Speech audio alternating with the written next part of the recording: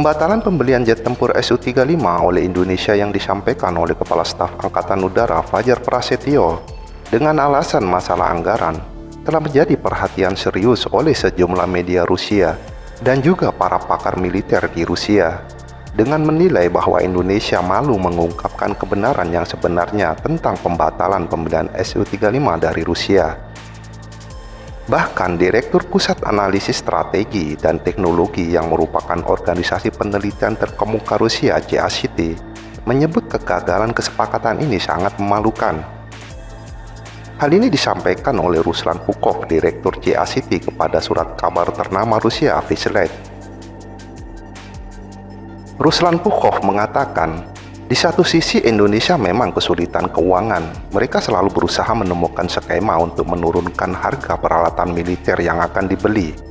Tetapi pada saat yang sama, sangat jelas bahwa mereka membuat keputusan seperti itu di bawah tekanan dari Amerika. Secara khusus, Amerika telah menakuti orang Indonesia dengan kenyataan bahwa mereka dapat mengenakan biaya masuk atas sejumlah barang yang dipasok Indonesia ke Amerika. Dan ini akan menjadi pukulan serius bagi perekonomian Indonesia. Dengan kata lain, menurut para ahli, pernyataan tentang kurangnya uang untuk membeli pesawat tempur Rusia adalah bagian dari kebenaran. Dan apakah ini benar-benar seperti itu? Akan menjadi jelas hasilnya nanti ketika Indonesia apakah akan mampu membeli pesawat dari Prancis atau Amerika. Karena harganya juga tidak murah. Jika ternyata mereka dapat membelinya sebagai tambahan, itu akan menjadi bukti 100% bahwa Indonesia telah menyerah begitu saja pada tekanan Amerika.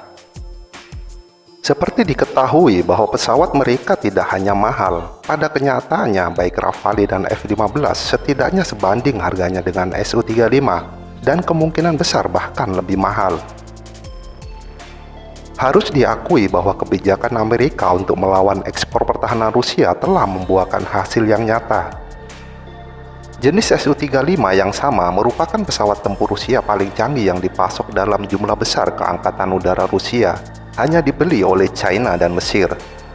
Telah berulang kali dikatakan bahwa sejumlah kesepakatan pertahanan yang penting bagi Rusia telah digagalkan oleh Amerika Serikat.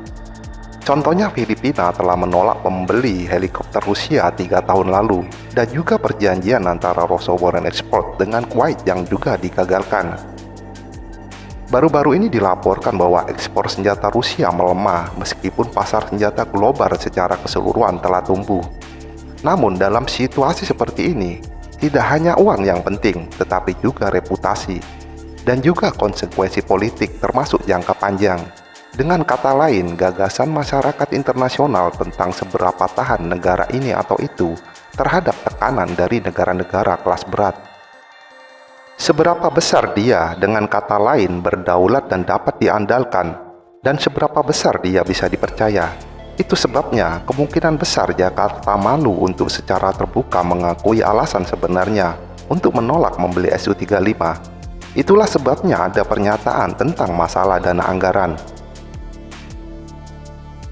Untuk negara muslim terbesar dan pemimpin kawasan, kegagalan kesepakatan ini terlihat sangat memalukan.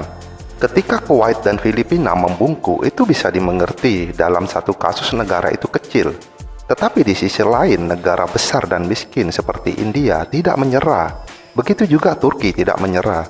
Dan ketika Indonesia, negara yang juga memiliki banyak klaim, jatuh dengan kaki belakangnya di depan Washington, itu menyebabkan seringai pahit, apalagi masih ditambah dengan pernyataan Kepala Staf yang sama dari Angkatan Udara Indonesia, Fajar Prasetyo, yang menjelaskan bahwa alih-alih membatalkan Su-35, tetapi negaranya akan membeli F-15 dari Amerika, ujar Ruslan Pukov.